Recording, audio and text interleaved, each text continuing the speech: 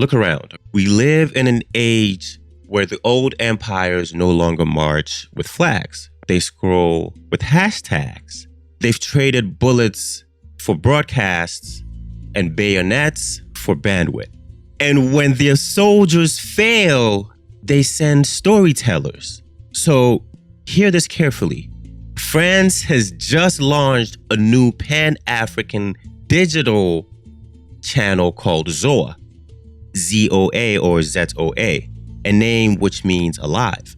But behind that smile sits a dying empire, desperate to breathe through Africa's lungs. They lost their soldiers, they've lost their bases. Now they're sending influencers. They tell us that ZOA is by young Africans, but when foreign interests lose their guns, they reach for the microphones. Because whoever controls your story controls your destiny. Let me repeat that. Because whoever controls your story controls your destiny. This isn't creativity, it's strategy. A new front and an old war, right? A psychological reconquest dressed in digital colors.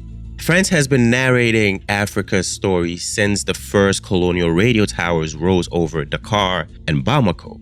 In the 1940s, they called it Radio Afrique Française, the voice of civilization.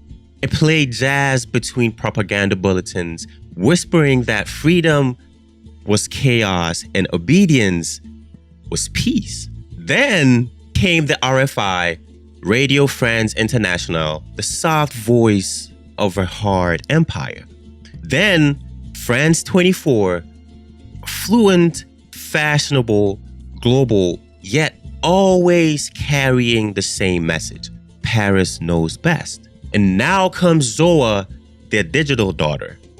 Short videos, slang, Afro beats behind, the music bed. But the funding and the framing remains the same. They call it independence, right? They call it independence.